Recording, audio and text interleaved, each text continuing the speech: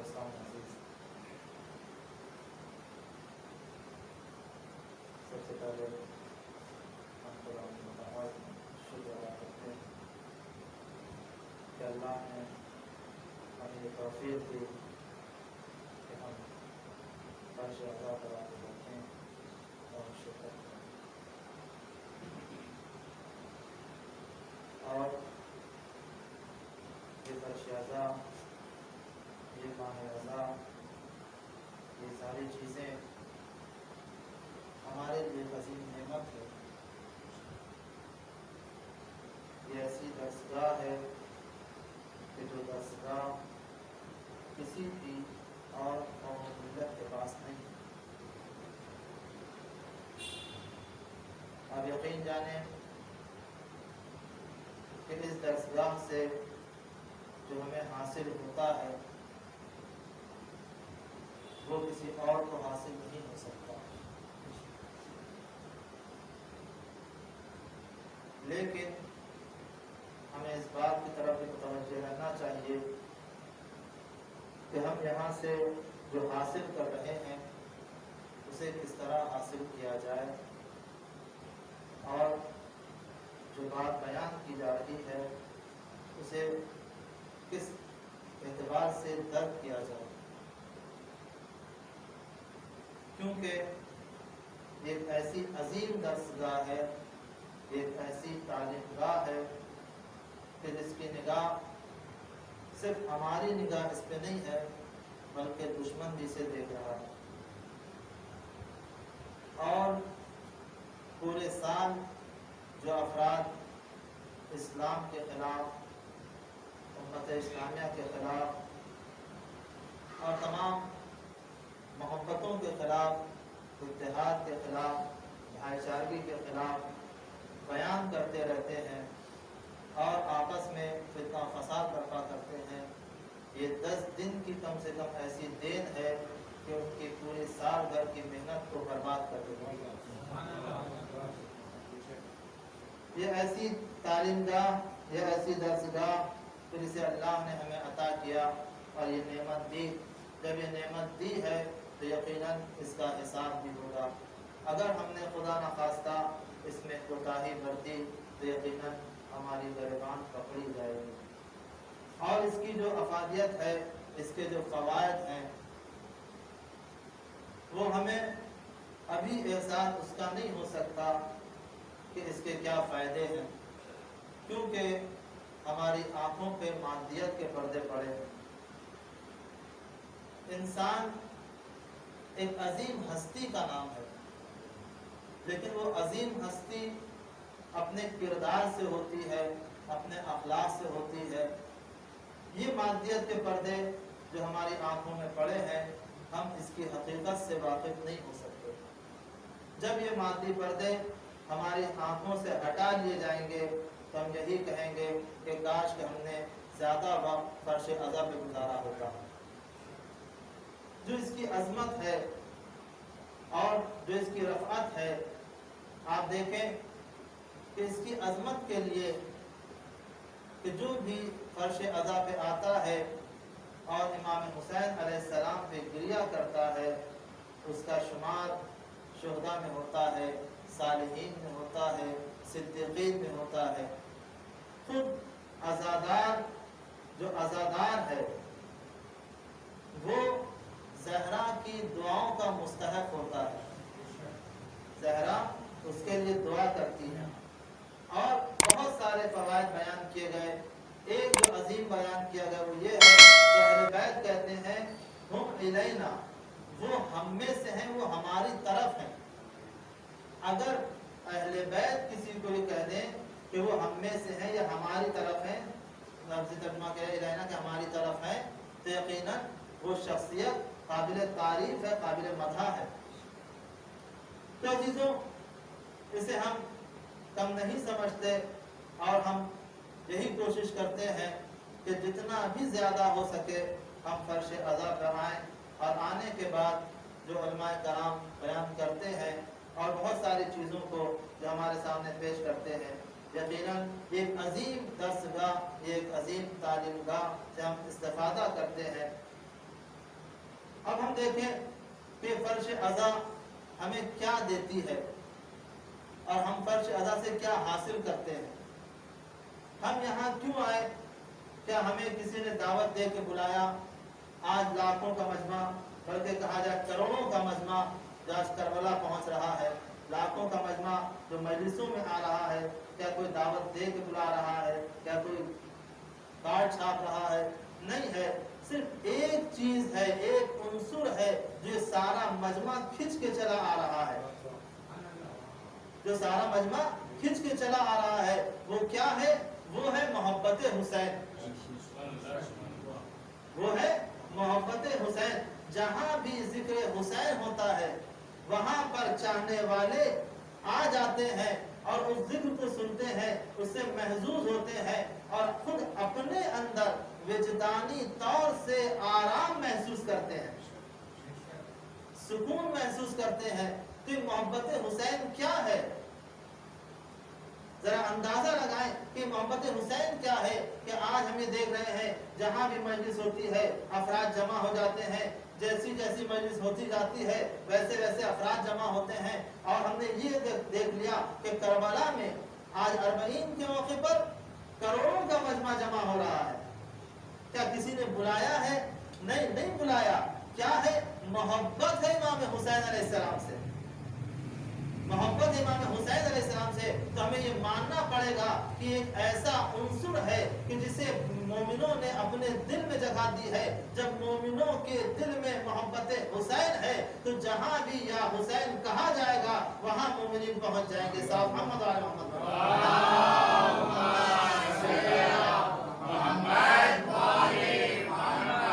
عزیزوں، یہ محبت کوئی عام محبت نہیں ہے.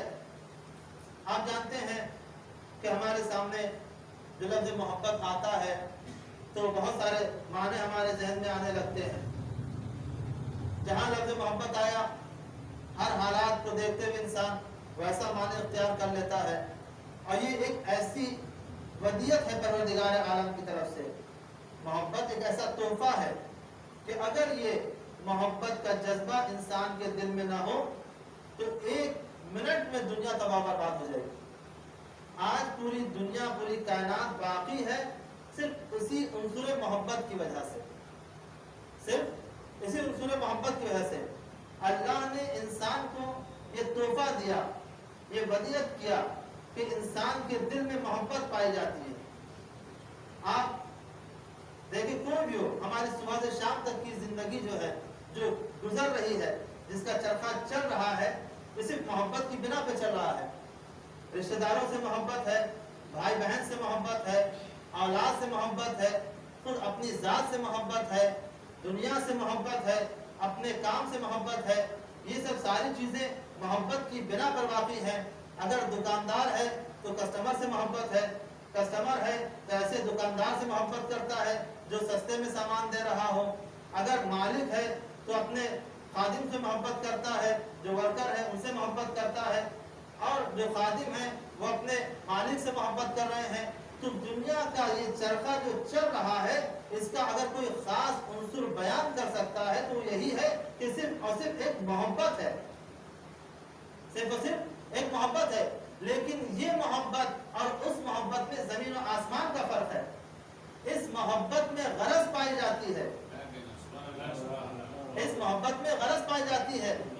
مالک اس وقت تک اپنے ورکر سے محبت کر رہا ہے جب تک اس کا ورکر صحیح وقت پہ صحیح کام انجام دے رہا ہو.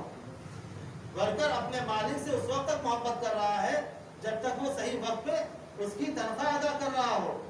اور اسی طریقے سے آپ دیکھیں، ہم اپنے بچوں سے محبت کرتے ہیں، صبح انہیں جگا دیتے ہیں، تیار کرتے ہیں، اسکول پہنچاتے ہیں. یہ صبح سے شام تک کی یہ دوڑا دوڑی اور یہ ساری زحمتیں، یہ صحبتیں کیوں ہیں؟ تاکہ ہم یہ ساری چیزوں سے محبت کرتے ہیں. اور یہ محبت کا نتیجہ یہ ہوتا ہے کہ ہم یہ محبت کا انجام دیں گے اس محبت کے ذریعے سے کام کو، اور یہ کام کا نتیجہ یہ ہے کہ ہمیں کامیابی تک پہنچائے گی، ہمیں کامیابی تک پہنچائے گی. پہلا عنصر دنیا کے چرخے کا یہ ہے محبت، اور اس کا اصل ہدف ہے کامیابی. محبت اور کامیابی. اگر کامیابی ہمیں نصیب نہ ہو رہی ہو کامیابی کا نتیجہ ہمارے سامنے نہ ہو، ہم مد نظر اگر کامیابی کو نہ رکھیں تو ہمیں کسی سے محبت ہونے والی نہیں ہے، چاہے ہمارا کوئی کتنا ہی عزیز کیوں نہ ہو، چاہے ہمارا کوئی عزیز کتنا ہی عزیز کیوں نہ ہو۔ یہ عنصر محبت ہے کہ جو دنیا کے چرخے کو چلا رہی ہے، یہ عنصر محبت ہے کہ صبح سے شام تک انسان ہلکان ہو رہا ہے، پریشان ہو رہا ہے، ساری چیزیں محبت پر منحصر ہیں۔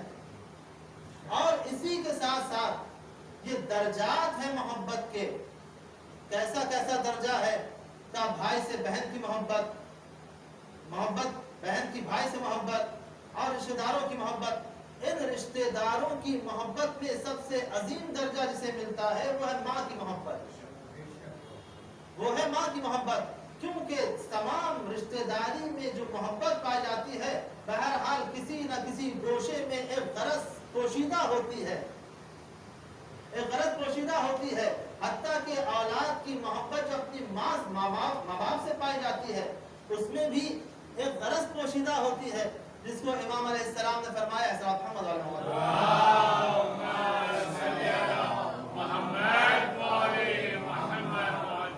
کہ جب کسی امام سے سوال کیا کہ ہمارے والدین بزرگ ہو چکے ہیں، ضعیف ہو چکے ہیں اور میں ان کا بہت زیادہ خیال رکھتا ہوں، ساری چیزیں ان کی مہیا کرتا ہوں، ان کی ساری ضرورتوں کو پورا کرتا ہوں، کیا میرا حق ادا ہو گیا؟ امام نے کیا فرمایا؟ امام نے یہی فرمایا کہ تم اپنی ماں کی اس ایک آہ کا حق ادا نہیں کر سکتے کہ جب تم اس کے پیٹ میں تھے، ایک آہ کا حق ادا نہیں کر سکتے۔ اور اس کے بعد فرماتے امام کہ تمہاری ماں نے جو تمہاری پرورش کی ہے اس کے ذہن میں یہ تھا کہ میرا بیٹا زندہ رہے اور پروان چڑھے، تو اس کے ذہن میں تمہاری زندگی تھی، لیکن تم جب اس کی خدمت کر رہے ہو تو تمہارے ذہن میں یہ ہے کہ اب یہ ضعیف ہو چکی ہے، کچھ دن کی مہمان ہے، یہ یہاں سے چلی جائے گی، تو اس کے ذہن میں تمہاری زندگی تھی، تمہارے ذہن میں اس کی موت ہے۔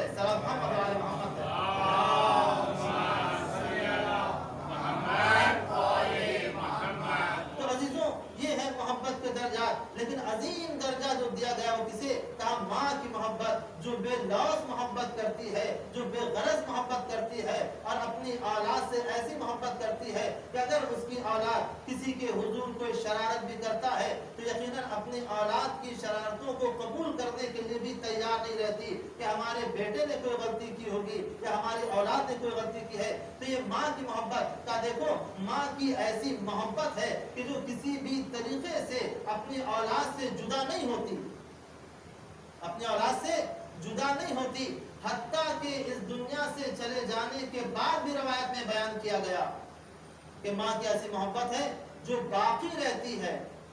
اور یہ بیان کیا گیا روایت میں کہ اگر تمہاری ماں اس دنیا سے چلی جائے اور تمہارے اوپر کوئی پریشانی آ جائے تو جاؤ اپنی ماں کی قبر پر اور وہاں پہ 2 رکعت نماز پڑھو اور اس کے بعد اپنی ماں کو وسیلہ بنا کر اللہ سے دعا کرو، تو تمہاری ماں اللہ سے کہے گی اے پروردگار میں اپنی اولاد کو پریشان نہیں دیکھ سکتی، میں اپنی اولاد کو پریشان نہیں دے سکتی، جب تک میں دنیا میں تھی تو میں اس کی خدمت کیا کرتی تھی، لیکن اب میں دنیا میں نہیں ہوں، پروردگار تو اس کی مشکلات کو حل کر دے، پروردگار تو اس کی مشکلات کو حل کر دے۔ تو عزیزوں یہ ماں کی محبت ہے۔ تو عزیزوں ایک ماں جو اپنی اولاد سے اتنی محبت کرتی ہے تو ذرا اندازہ لگائیں وہ پروردگار جو خالق کائنات ہے، جس نے ہمیں خلق کیا ہے، وہ ہم سے کتنی محبت کرتا ہوگا۔ صلی محمد علیہ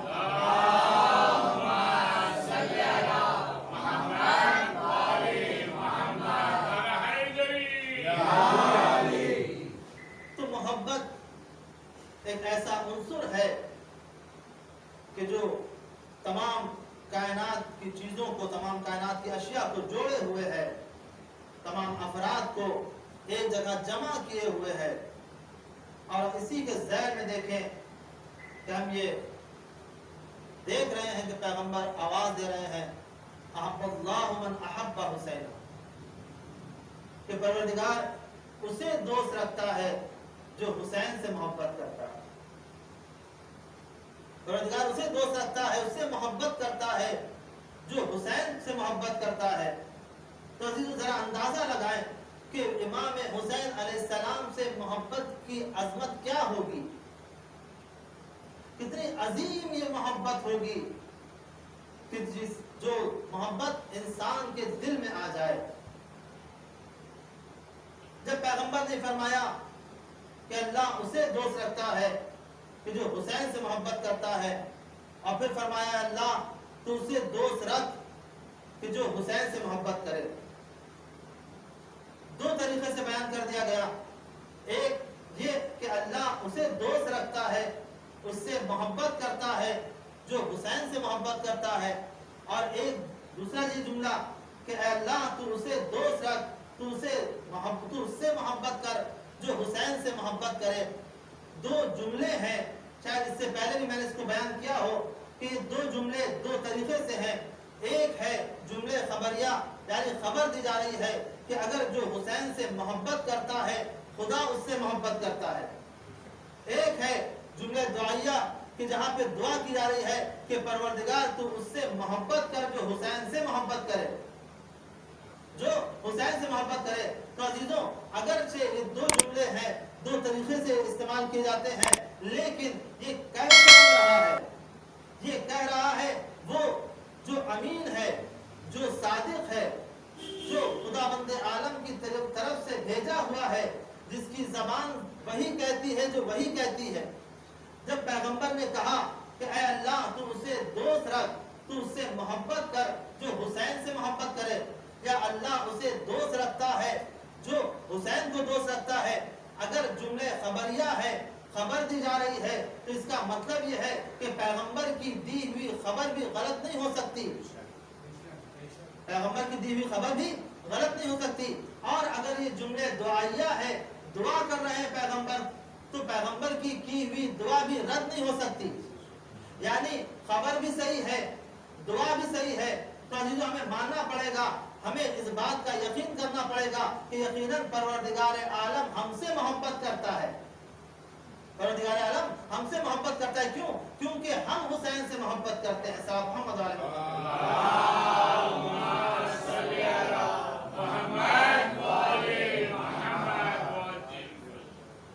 انسان محبت کرتا ہے، اور محبت کس چیز سے ہوتی ہے؟ کہ جو چیز انسان کو پسند آتی ہے انسان اسے محبت کرتا ہے، اور جس چیز پر عقیدہ ہوتا ہے انسان اسے اور زیادہ محبت کرتا ہے۔ لیکن دیکھیں کہ جس چیز کو چاہ رہا ہے، جس چیز سے محبت کر رہا ہے، وہ چیز صحیح ہے کہ نہیں ہے۔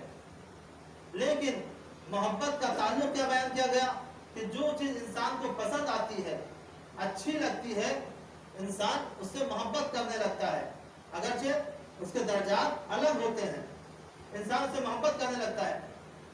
ہمیں کس چیز سے محبت ہے؟ کہ ہمیں اس چیز سے محبت ہے جو ہم کہیں وہ صحیح ہے، ہماری بات کو کوئی رد نہ کرے، جو پروگرامنگ ہم نے کی ہے بس وہی صحیح ہے۔ ہم اپنے بنائے ہوئے پروگرام سے محبت کرتے ہیں تو ہم یہ کیا کہتے ہیں کہ بس یہی صحیح ہے۔ ہم جس چیز کو مانتے ہیں ہم یہی کہتے ہیں کہ بس یہی صحیح ہے۔ اسی طریقے سے جب انسان کسی مذہب کو مانتا ہے تو اس مذہب سے محبت کرتا ہے اور اسی کو صحیح کہتا ہے، جس عقیدے کو رکھتا ہے اس عقیدے سے محبت کرتا ہے اور اسی کو صحیح کہتا ہے، چاہے وہ باطل ہی عقیدہ کیوں نہ ہو، چاہے وہ عقیدہ باطل ہی کیوں نہ ہو۔ آج اس دور میں ہم دیکھ رہے ہیں بہت سارے ایسے اسلام کو ماننے والے کہ جو انسان کے قتل و غارت کو ثواب اور عبادت سمجھتے ہیں، انسان کے قتل و غارت کو ثواب اور عبادت سمجھتے ہیں۔ وہ یہ سمجھتے ہیں کہ ہم کسی کا سر قلم کر دیں گے تو ہمیں جنت مل جائے گی، ہم کسی کا گھر اجاڑ دیں گے تو ہم مستحق جنت ہو جائیں گے، کیونکہ اگرچہ ان کا عقیدہ ایسا ہے اور اس کو صحیح سمجھتے ہیں، لیکن یہ سراسر باطل و غلط ہے۔ اسلام نے کہیں پر بھی فتنہ و فساد کا حکم نہیں دیا، اسلام نے کہیں پر فتنہ و فساد کا حکم نہیں دیا۔ تو معلوم یہ ہوا کہ انسان جو پروگرامنگ کرتا ہے، جو برنامہ بناتا ہے اسے صحیح سمجھتا ہے، جو وہ خود کہتا ہے اسے صحیح سمجھتا ہے، جو مذہب کو اختیار کرتا ہے اسے صحیح سمجھتا ہے، جو اس کا عقیدہ ہوتا ہے اسے صحیح سمجھتا ہے۔ لیکن اس صحیح کے متعلق اس کا نظریہ یہ ہے کہ جس چیز کو ہم صحیح سمجھ رہے ہیں اسی کو چاہتا بھی ہے، اسی سے محبت بھی کرتا ہے،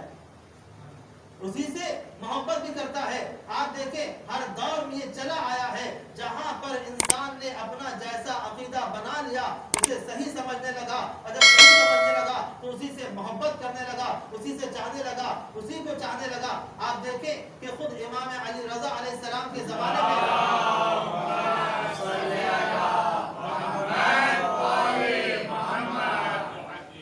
ہر امام کے زمانے میں امام سے مناظرہ ہوا اور امام نے بتایا کہ حق کیا ہے، باطل کیا ہے۔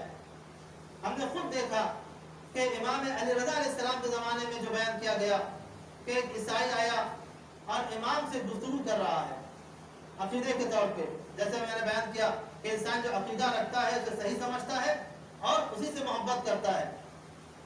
امام سے وہ کہتا ہے کہ ہم آپس میں اختلاف کیوں رکھیں، ہم کیوں نہ آپس میں اتحاد کر لیں اور جو اختلافی چیزیں ہیں اسے ہٹا دیں، جو اختلافی چیزیں ہیں اسے ہٹا دیں۔ اتحاد کا طریقہ یہی ہے کہ جو اختلافی چیزیں ہیں اسے ہٹا دیا جائے تو خود بخود انسان کے اندر اتحاد ہو جائے گا۔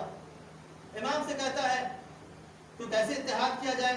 اب وہ امام کو بتا رہا ہے کہ ہم آپس میں اتحاد اس طریقے سے کر سکتے ہیں کہ جو مسلمان ہیں وہ جناب عیسیٰ کو مانتے ہیں، ہم عیسائی ہیں ہم بھی جناب عیسیٰ کو مانتے ہیں،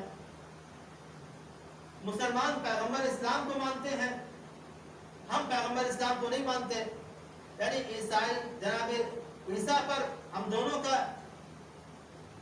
کا اتحاد ہے اور جناب پیغمبر اسلام پر ہم دونوں کا اختلاف ہے، تو کیوں نہ ایسی چیز کو الگ کر دیا جائے کہ جو سبب اختلاف بنے۔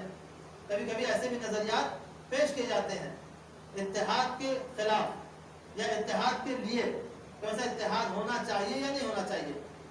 تو جیسا اتحاد وہ چاہ رہا تھا امام نے اس کا جواب دیا، لیکن آج ہم یہ دیکھتے ہیں کہ جب کوئی ایسی گفتگو ہوتی ہے کہ ہمیں مسلمانوں کے ساتھ اتحاد کرنا چاہیے یا نہیں کرنا چاہیے، تو علماء اعلام کا نظریہ یہی ہے کہ اگر آج ہم نے اتحاد نہیں کیا تو یقیناً ہم فنا برباد ہو سکتے ہیں، دشمن ہم پر غالب آ سکتا ہے۔ لیکن سب نے یہ بتایا کہ دیکھو یہ اتحاد کیسا ہے، یہ نظریاتی اتحاد نہیں ہے، یہ نظریاتی اتحاد نہیں ہے، بلکہ دنیا میں زندگی بسر کرنے کے لیے اگر اتحاد نہ ہوا تو انسان اور مسلمان برباد ہو جائیں گے۔ آپ دیکھ رہے ہیں اتحاد کا اصل مقصد کیا ہے؟ اتحاد کا اصل مقصد ہے قوت و طاقت کا ہونا۔ یہ انگلیاں ہیں، مختلف انگلیاں ہیں، الگ الگ ہیں، کیا اس میں اتنی طاقت پائی جاتی ہے کہ جب یہ الگ الگ ہوں؟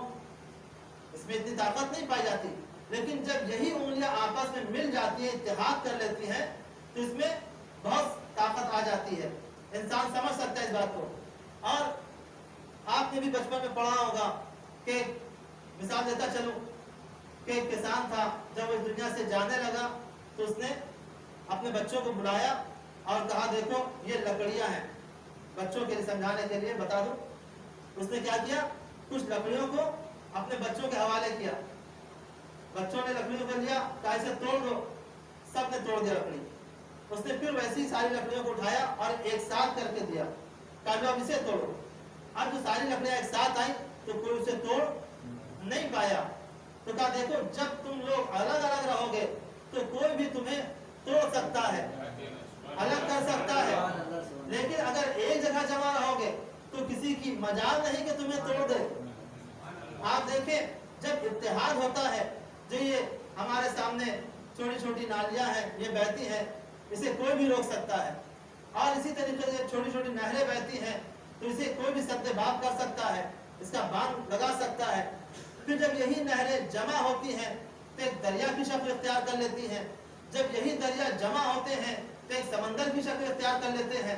تو جب اتحاد کرتے جاتے ہیں تو دیکھیں ان کے اندر قوت و طاقت و پاور بڑھتا جاتا ہے۔ جب سمندر کی شکل اختیار کر لیتے ہیں تو ان کا روکنا سخت ہو جاتا ہے، اور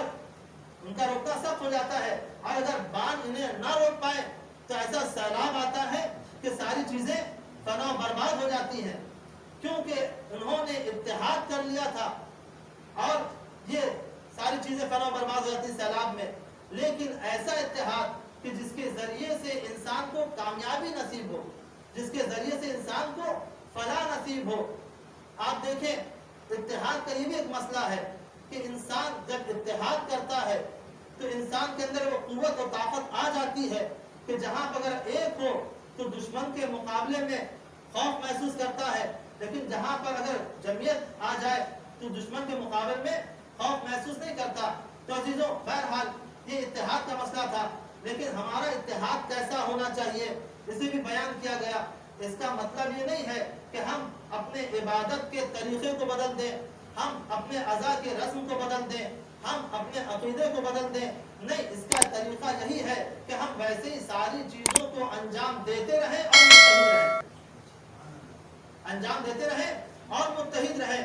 جیسے کسی نے بہت ہی اچھی مثال پیش کی کہ ہمارا اتحاد ایسا نہیں ہونا چاہیے کہ جیسے شکر کا اتحاد پانی کے ساتھ ہوتا ہے، جب شربت بناتے ہیں شکر کو ڈالتے ہیں، گھولتے ہیں تو شکر اپنا وجود کھو دیتی ہے، اور اسی طریقے سے ساری چیزیں ہیں۔ تو ایسا اتحاد نہ ہو کہ جس سے انسان اپنا وجود کھو دے، بلکہ ایسا اتحاد ہو، کسی نے اچھی مثال دی ہے کہ جیسے دو قینچی کے پھل ہوتے ہیں، دونوں پھل الگ ہوتے ہیں، جب وہ جمع ہو جاتے ہیں تو درمیان میں جو چیز آتی ہے وہ کٹتی چلی جاتی ہے۔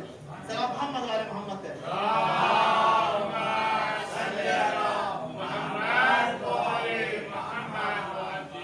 تو اسی نظریے کے ساتھ جب وہ عیسائی آیا اور کہنے لگا کہ جو چیز اختلافی ہے اسے الگ کر دیا جائے اور ہم اتحاد کر لیں، تو عزیزوں امام نے کیا فرمایا؟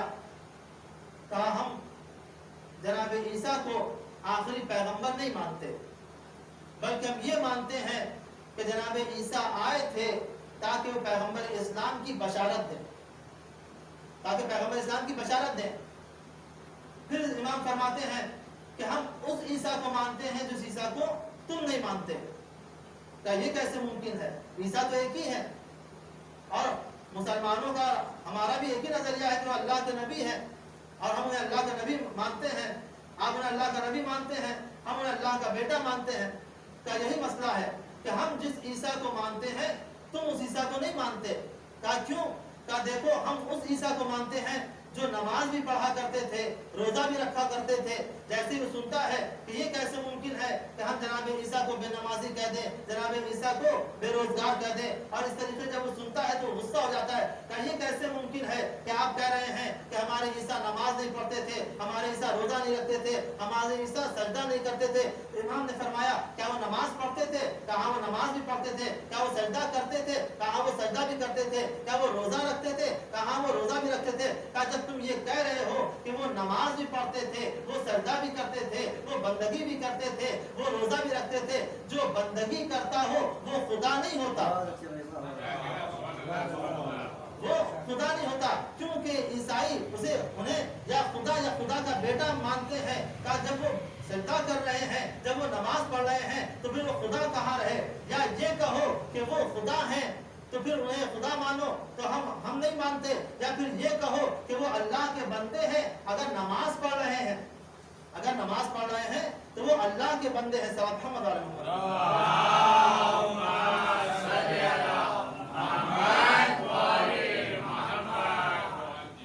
تو یہی عرض کرنا تھا کہ انسان جو عقیدہ رکھتا ہے اسے وہ صحیح مانتا ہے اور اسی سے محبت بھی کرتا ہے، یعنی جو ہم کہہ رہے ہیں وہی صحیح ہے۔ خود پیغمبر اسلام کے دور میں بھی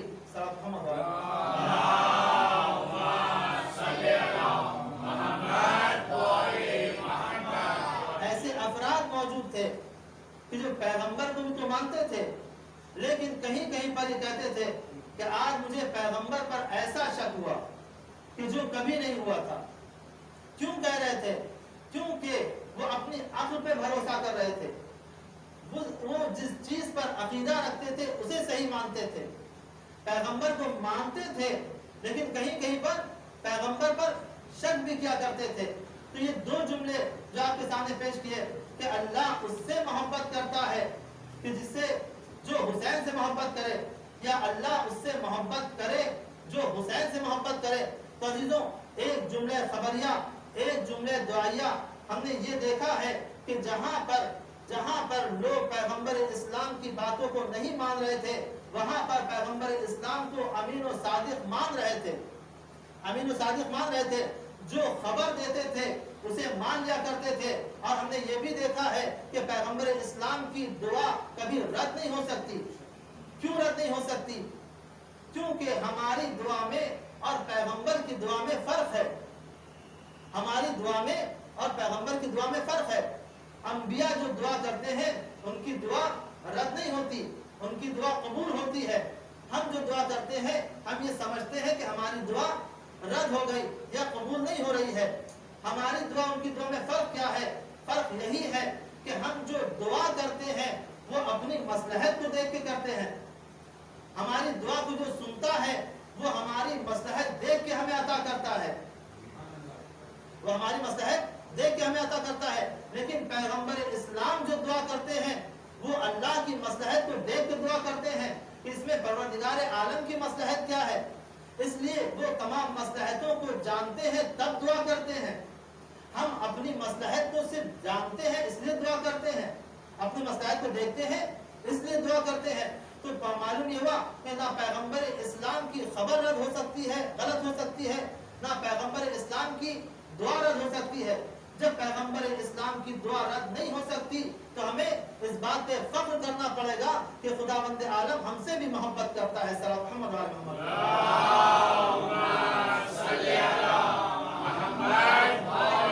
محمد، ہماری دعا کیوں رد ہو جاتی ہے؟ کیونکہ صرف ہم اپنی مصلحت کو دیکھتے ہوئے دعا کرتے ہیں، لیکن جو ہماری مصلحت کو جانتا ہے وہ اسی وقت دعا کو قبول کرتا ہے کہ جس میں ہماری مصلحت پائی جائے۔ کہ جیسے میں نے بیان کیا کہ انسان جس سے محبت کرتا ہے اس کے ساتھ ویسے ہی پیش آتا ہے۔ ماں باپ کی محبت اپنے بچوں سے ویسے ہی ہوتی ہے کہ وہ بچے جب کسی چیز کی ضد کرتے ہیں تو ماں باپ پہلے دیکھتے ہیں کہ جس چیز کی ضد کر رہا ہے اس میں مصلحت پائی جاتی ہے کہ نہیں پائی جاتی ہے۔ آج کل بچے بہت ساری چیزوں کی ضد کرتے ہیں، پہلے زمانے میں مختصر ضد ہوا کرتی تھی، اب موبائل اور لیپ ٹاپ کی بھی ضد ہوتی ہے بچوں کی، لیکن ماں باپ مصلحت کو دیکھتے ہیں کہ ان کی باتوں کو قبول کیا جائے کہ نہیں کیا جائے۔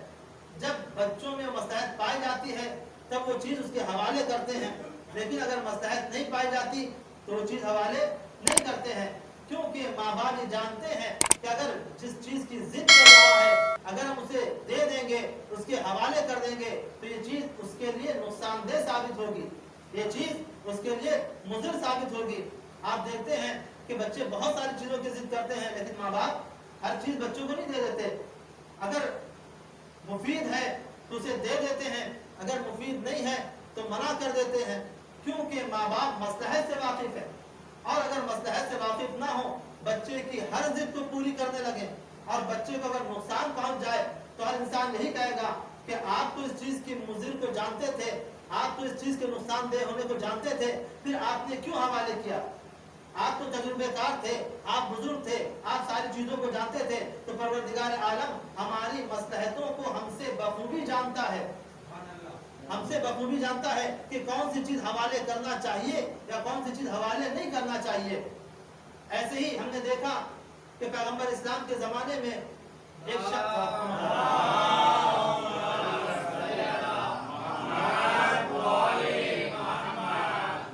ایک شخص مسجد میں رہا کرتا تھا، کوئی کام دھام اس کے پاس نہیں تھا، مسجد میں ہے، ہمیشہ نماز پڑھ رہا ہے، عبادت کر رہا ہے، مسجد کی صاف صفائی کر رہا ہے، لوگ آ رہے اسے دیکھتے تھے مسجد میں۔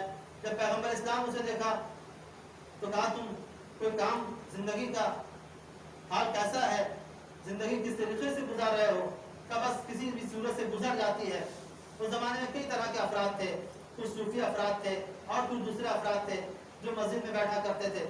اسی طریقے سے وہ شخص بھی رہتا تھا، مسجد کی صاف صفائی ہے، مسجد میں خالی عبادت ہے۔ تو پیغمبر اسلام نے اسے کچھ پیسہ دیا کہ جاؤ تم کوئی کاروبار کرو۔ اس نے پیسہ لیا، خوش ہو گیا، جاتا ہے وہ کاروبار کرتا ہے۔ اب جب وہ کاروبار کرتا ہے تو کاروبار کرتے کرتے بہت بڑا بزنس مین بن جاتا ہے، بہت بڑا تاجر بن گیا۔ اب تک تو مسجد میں نظر آتا تھا، نماز میں شریک ہو جاتا تھا، جماعت میں شریک ہو جاتا تھا، پیغمبر اسلام سے سلام دعا ہو جاتی تھی، سب کچھ ہوتا تھا. لیکن جتنا تجارت کرتا گیا، کاروبار بڑھتا گیا، آہستہ آہستہ مسجد سے دور ہوتا گیا. پھر اس کے بعد وہ وقت آنے لگا کہ کبھی نماز پڑھی کبھی نہیں پڑھی، بہت مصروفیات ہے، مولانا وقت نہیں ہے، جو بھی رہا ہو. اس وقت ایسا ہوا، کافی دنوں کے بعد پیغمبر اسلام سے پھر ملاقات ہوئی. کہا کیا بات ہے، اب تم نظر نہیں آتے؟ کہا میں بہت مصروف ہوں اور کاروبار ایسا ہے وہ ہے. کہا ٹھیک ہے، جو تم نے مجھ سے قرض لیا تھا وہ مجھے واپس کر دو. اس نے فوراً واپس کر دیا. اب جو واپس کیا، اس کا واپس کرنا تھا، آہستہ آہستہ سب واپس چلا گیا. پھر وہی مسجد ہے، وہی مصلی ہے، وہی عبادت ہے. پھر پیغمبر اسلام سے ملاقات ہوئی، یا رسول اللہ آپ مجھے پھر قرض دے دیں. پیغمبر اسلام نے کہا کہ پروردگار یہ چاہتا ہے کہ تم غریب رہو لیکن جنتی رہو. تم غریب رہو لیکن جنتی رہو. ایسا نہ ہو کہ تمہیں ایسی چیزیں دے دی جائیں کہ تم جنت کو چھوڑ کے جہنم کا رخ کر لو. تو عزیزوں، پروردگار عالم ہماری مصلحت سے واقف ہے، ہمیں وہی عطا کرتا ہے جس میں ہماری مصلحت پائی جاتی ہے. صلی اللہ علیہ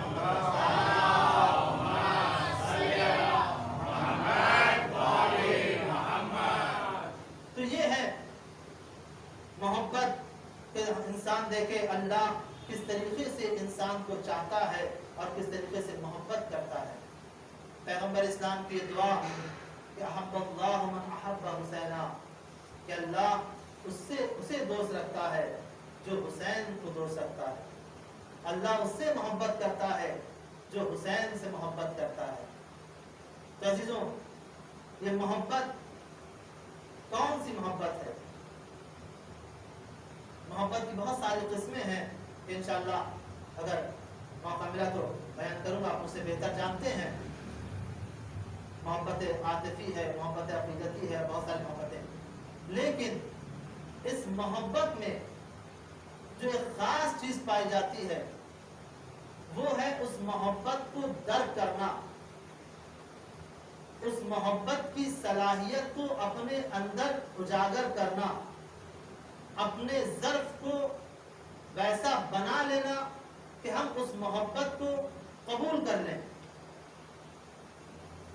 اگر ہماری بات واضح ہو رہی ہو پیارے بچوں، اگر ہم اس محبت کو قبول کر لیں، جیسا ظرف ہوگا ویسے ہی مظروف اس میں آئے گا.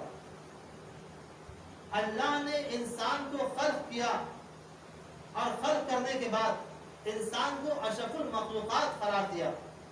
اشرف المخلوقات کیسا کہ سخر لکم، تمہارے لیے ساری چیزیں مسخر کر دی گئی.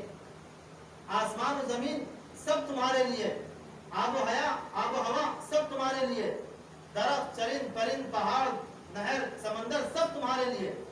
اور انسان کو اتنی طاقت دی، اتنی قدرت دی کہ آپ دیکھیں وہ چیزیں کہ جس سے بعض افراد خوف کھاتے ہیں، جن جانوروں سے انسان اس پر بھی مسخر ہو جاتا ہے اور اپنی چھڑی کے زور پر چاہے شیر ہو چاہے ہاتھی ہو اسے بھی نچانے لگتا ہے. انسان کے اندر وہ قوت، وہ طاقت ہے. لیکن یہ کیوں ہے؟ کیونکہ اللہ نے انسان کو صلاحیت دی ہے. اللہ نے انسان کو وہ ظرف عطا کیا ہے. جہاں پر وہ ظرف ہے اس ظرف کو ویسا بنانا پڑے گا کہ جس چیز کو ہم قبول کرنا چاہتے ہیں، جس چیز کو ہم قبول کرنا چاہتے ہیں. اگر ہمارے پاس خدا نخواستہ وہ ظرف نہ رہا کہ جس چیز کو ہم قبول کرنا چاہتے ہیں تو ہم اس چیز کو قبول نہیں کر سکتے، کیونکہ ہمارے اندر وہ ظرف نہیں پایا جاتا. پیغمبر اسلام کے زمانے میں دیکھا گیا کہ عورت آئی اور آ کے کہنے لگی، یا رسول اللہ آپ کون سا دین لے کر آئے ہیں، آپ کون سا اسلام لے کر آئے ہیں؟ کہا کیا ہوا؟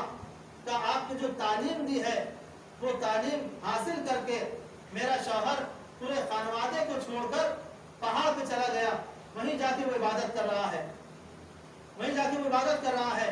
پیغمبر اسلام ناراض ہو گئے اور فوراً اسے بلایا. کہا یہ تمہیں کون سی تعلیم تم نے حاصل کی ہے؟ میں پیغمبر ہو کر اپنے خانوادے کے ساتھ زندگی گزار رہا ہوں، اپنے معاشرے کے ساتھ زندگی گزار رہا ہوں. تم نے یہ کیسا اختیار کیا ہے، کس چیز کو اختیار کیا ہے کہ تم نے اپنے خانوادے کو چھوڑ دیا اللہ کی عبادت کے لیے؟ اللہ ایسی عبادت کو قبول نہیں کرتا کہ جہاں پہ انسان اپنی ساری ذمہ داری کو بھول جائے اور صرف اللہ اللہ کرتا رہے. اللہ اس چیز کو قبول نہیں کرتا. تو ویسی صلاحیت ہونی چاہیے. ہم یہ دیکھیں کہ ہمارے اندر وہ صلاحیت ہے کہ نہیں, ہمارے اندر وہ صلاحیت ہے کہ نہیں کہ ہم محبت حسین کو درک کر سکتے ہیں یا نہیں کر سکتے. سب سے پہلی چیز درک کرنے کے لیے جو بتائی گئی ہے علماء اخلاق نے بتایا, کہا وہ ہے عقل. انسان کی عقل ہے, انسان اپنی عقل کو بچائے, محفوظ رکھے. اگر انسان کی عقل کم ہو گئی تو ذرا اندازہ لگاؤ کہ تم اہل بیت کی محبت کو کیسے درک کر سکتے ہو. یہ عقل کیسے کم ہوتی ہے؟ کہا عقل جو کم ہوتی ہے, ایک ہے شراب پینے سے. جب انسان شراب پیتا ہے تو انسان کی عقل کم ہو جاتی ہے. ایک ہے شہوت سے, کہ جب انسان شہوت پرست ہو جاتا ہے تو انسان کی عقل کم ہونے لگتی ہے. یہ شہوت اور یہ شراب انسان کے عقل پر حملہ کرتی ہیں. اگر انسان کی عقل پر یہ شہوت اور شراب حملہ کریں گی تو یقیناً انسان کی عقل کم ہو جائے گی. اور جب انسان کی عقل کم ہوگی تو انسان کے اندر کمزرفی آئے گی. انسان کے اندر کمزرفی آئے گی. تو ہمارے لیے ضروری ہے کہ ہم اپنے آپ کو ویسا بنائیں, یا عام لینگویج یا عام زبان میں کہا جائے کہ اپنے آپ کو ویسا چارج کریں. آپ دیکھیں جب بیٹری ختم ہونے لگتی ہے تو اسے کیا کیا جاتا ہے؟ اسے چارج میں لگایا جاتا ہے. اسے چارج میں لگایا جاتا ہے. اور اگر جتنی بیٹری کم ہوگی اتنا زیادہ دیر تک چارج کی ضرورت ہے. کبھی ایسا ہوتا ہے کہ کہا جاتا ہے, دکاندار جو جہاں بیٹری بنائی جاتی ہے وہ کہا کیا کہا جاتا ہے کہ آپ کی بیٹری ٹھنڈی ہو گئی ہے, کہ بہت دیر تک اسے چارج میں لگائے رہے تب یہ چارج ہو جائے گی. تو عزیزو ضروری یہ ہے کہ ہم اپنے آپ کو در اہل بیت سے متمسک رکھیں. اگر ہم در اہل بیت سے الگ رہیں گے اور خدا نخواستہ یہ دنیا کے ظرف و برق ہمارے اوپر غلبہ پا لیا اور دنیا کے ظرف و برق نے ہماری عقل پہ حملہ کر دیا, جہاں پر ہماری عقل کو خدشہ نازل ہو جائے گا. خدشہ اگر آتا ہے تو یقیناً انسان کی عقل کم ہونے لگتی ہے. جب کم ہونے لگے گی, جہاں پر شراب ہوگی, جہاں پر شہوت ہوگی, اور یہ شہوت کا جو انسان کا وجود ہے پورے جسم پہ اثر کرتی ہے, جہاں پر یہ شہوت اور شراب ہوگی تو انسان کی عقل کم ہوگی. اور یہ کہا گیا کہ دیکھو اپنی عقل کو سالم رکھو, کیونکہ یہ حسین کی محبت ہے. یہ حسین کی محبت ہے. جب ہم امام حسین علیہ السلام سے محبت کر رہے ہیں تو اس کا مطلب یہ ہے کہ یہاں پر نہ شراب آئے گی نہ شہوت آئے گی, نہ شراب آئے گی نہ شہوت آئے گی, اور انسان کی عقل سالم رہے گی. جب انسان کی عقل سالم رہے گی تو انسان حسین سے محبت کرے گا. انسان حسین سے محبت کرے گا, اور وہ محبت کہ جس کو خدا کی رضا کا ذریعہ بتایا گیا کہ اللہ اس سے راضی رہتا ہے کہ جو حسین سے محبت کرتا ہے. ہاں عزیزوں, یہ اللہ کی ایک نعمت ہے عزاداری کہ جو ہمیں بتاتی ہے کہ دیکھو راہ نجات کیا ہے. سفینہ نجات کسے کہتے ہیں؟ ہمارے تمام ائمہ سفینہ نجات ہیں, لیکن امام حسین علیہ السلام کو خصوصیت حاصل کی. یہ خصوصیت حاصل ہے کہ جو سفینہ حسین پہ سوار ہو جائے وہی کامیاب ہوگا. تو ایک محبت ہے, اور محبت اگر ہے تو انسان کو اندر اس کا اثر بھی ہونا چاہیے. اور جو اثرات بیان کیے گئے ہیں کہ محبت حسین اور اس کا اثر کیا ہے, کا سب سے پہلا اثر یہ ہے کہ الزہد, کہ جو حسین سے محبت کرتا ہے اس کے اندر زہد پایا جاتا ہے. اور زہد اس وقت ہوتا ہے کہ جب انسان کی عقل سالم ہو, اور جب عقل سالم ہوتی ہے تو یقیناً انسان حسین اور حسینیت کو قبول کرتا نظر آتا ہے. ہم نے دیکھا ہے کربلا کے میدان میں کہ امام حسین کے ساتھ وہ افراد تھے کہ جو پہلے شیعہ نہیں تھے, جو پہلے مولا کائنات کے ساتھ نہیں تھے, دوسری مسلک کے تھے, لیکن جہاں پر انہوں نے درس حسین میں اپنے سر کو خم کیا, ذان ادب طے کیا ہے, تو وہاں پر ان کا ظرف ویسا وسیع ہو گیا, کہ انہوں نے حسینیت کو قبول کر لیا. واحد قلبی ہیں کہ کچھ دیر پہلے عیسائی مذہب سے تعلق رکھتے تھے. میں نے ابھی بیان کیا کہ انسان جو عقیدہ رکھتا ہے اسے محبت کرتا ہے، لیکن جہاں ظرف وسیع ہوتا ہے تو حق کو انسان قبول کرنے لگتا ہے. جناب زہیر قین تھے کہ جنہیں زہیر قین عثمانی کہا جاتا تھا، اور ان کا نظریہ الگ تھا، لیکن جب کربلا کے میدان میں آئے تو آنے کے بعد امام حسین علیہ السلام کے ساتھ ساتھ ہیں، اور اس طریقے سے جان کو فدا کیا ہے اپنی جناب زہیر قین نے کہ آج تاریخ گواہ ہے کہ جب جناب زہیر قین جو ایک تاجر بھی تھے اور جب امام سے ملاقات ہوتی ہے تو انہوں نے اپنے خانوادے سے کہا کہ جاؤ میں تمہیں آزاد کرتا ہوں. خانوادہ میں منقسم کروں کہ خانوادہ الگ ہوا اور جناب زہیر قین امام کی خدمت میں آ گئے. ایک عظیم تاجر، بڑا مالدار، جو اپنی ساری دولت کو چھوڑ کر، اپنی ساری شہرت کو چھوڑ کر، سارے کاروبار کو چھوڑ کر، جس نے درسگاہ حسین سے محبت حسین کو حاصل کیا، یہی کہا کہ دیکھو زہد اسے کہتے ہیں. پہلی چیز، پہلا اثر ہے حسین کی محبت کا، وہ زہد ہے کہ ساری ظرف و برف دنیا کو ترک کر کے آ گئے، اور آنے کے بعد امام حسین علیہ السلام کی خدمت میں پیش ہو گئے.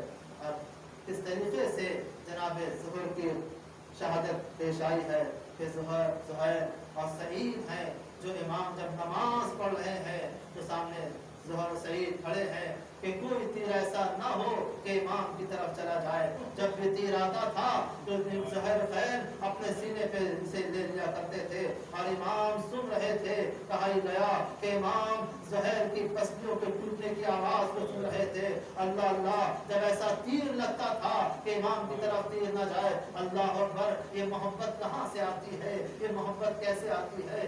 اللہ وہ جگر عطا کرے کہ جو زہیر و سعید کا تھا کہ ایک تیر بھی امام کی طرف نہ آنے دیا. ادھر امام کی نماز تمام ہوئی، ادھر سعید و زہیر زمین پہ آئے. اللہ اللہ، جب زمین پر آئے امام نے ان کے سر کو اپنے زانوں پہ رکھا. جیسے ہی سر کو زانوں پہ رکھا، ایک جملہ تھا، اے مولا، اے مولا، کیا آپ نے ہمیں ہمارے اعمال کو قبول کر لیا؟ مولا، کیا آپ ہم سے راضی ہو گئے؟ عزیزوں، یہ بڑا عظیم جملہ ہے کہ جب انسان امام سے کہے اے مولا کہ کیا آپ ہم سے راضی ہو گئے؟ ہاں، امام کیسے راضی نہ ہوتے؟ امام بتا رہے ہیں کہ دیکھو ہمارے چاہنے والے کیسے ہیں، تیر کھاتے ہیں، ہماری حمایت کر رہے ہیں، ہماری جان کی حفاظت کر رہے ہیں، اور جب وہ زمین پہ گر رہے ہیں اس وقت یہ پوچھ رہے ہیں مولا مولایا ہر رضیتا، اے مولایا کیا آپ ہم سے راضی ہو گئے؟ آزادارو، میں کہوں گا اے زہیر، آج تو تم یہ سوال کر رہے ہو مولا آپ ہم سے راضی ہو گئے، لیکن تمہیں نہیں معلوم آج تم نے اپنے مولا کی حفاظت کر لی. لیکن ایک وقت ایسا آئے گا کہ جب فوج اشقیہ میں یہ آواز گونجے گی کہ اس فوراً جاؤ، اور جانے کے بعد شہداء کی لاشوں کو پامال کیا جائے. اللہ اکبر، جناب زہیر شہید ہو گئے. آزاداروں، وہ وقت آتا ہے کہ جب یہ حرم، یہ قافلہ، جب یہ لٹا ہوا قافلہ جب کوفہ میں وارد ہوتا ہے، جیسے ہی جناب زہیر کی بیوی نے دیکھا کہ کوئی قافلہ آ رہا ہے، کوئی اسیر ہے جو کوفہ میں وارد ہو رہے ہیں، فوراً سمجھ گئی کہ یقیناً یہ وہی قافلہ ہے جو کربلا میں موجود تھا، جو امام حسین کا قافلہ تھا. یہ وہی افراد ہیں، یہ وہی اسیر افراد ہیں جو امام حسین کے خانوادے والے تھے. جناب زہیر کی بیوی اپنے غلام کو بلاتی ہے، وہ کہتی ہے کہ دیکھو میں سمجھ گئی یہ حسین کے گھر والے ہیں، یہ حسین کے گھر والے ہیں. وہاں پر کربلا کے میدان میں حسین شہید کر دیے گئے ہوں گے، ان کے چاہنے والے شہید کر دیے گئے، ان کے اصحاب شہید کر دیے گئے. وہاں پر تمہارا آقا زہیر بھی تھا. میں نہیں چاہتی کہ وہ بے گور و کفن ہو. فوراً تم یہ کفن لو، فوراً کربلا پہنچو، اور کربلا میں جانے کے بعد زہیر کو کفن دے کے دفن کر دینا، تاکہ میں یہ حق ادا کر دوں اور تم بھی اپنے غلامی کا حق ادا کر دو. عزیزو، غلام چلا، غلام جاتا ہے. یہ زہیر کی زوجہ، یہ ये फिक्र कर रही है कि वो यहाँ तक पहुंचा होगा, अब करबला पहुंच गया होगा, अब ज़ुहैर के जनाजे को उसने देख लिया होगा, अब उसने कफन पहना दिया होगा, अब वो लौट रहा होगा, अभी इंतजार कर रही है। जब वो इंतजार करते करते क्या देखती है कि गुलाम हाजिर हो गया। कहा तुम इतनी देर में क्यों हाजिर हुए? जैसे उसकी निगाह गुलाम के हाथों पे पड़ी, क्या देखा? गुलाम के हाथ में वही कफन है। कहा तुमने क्या गजब किया, तुमने आका को अपने कफन नहीं दिया, जाओ मैं तुम्हें आजाद नहीं करूंगी, मैं तुम्हें सजा दूंगी। गुलाम अपने सर को झुकाए, आंसू बहा रहा था, कहता है कि मैं कैसे कफन देता,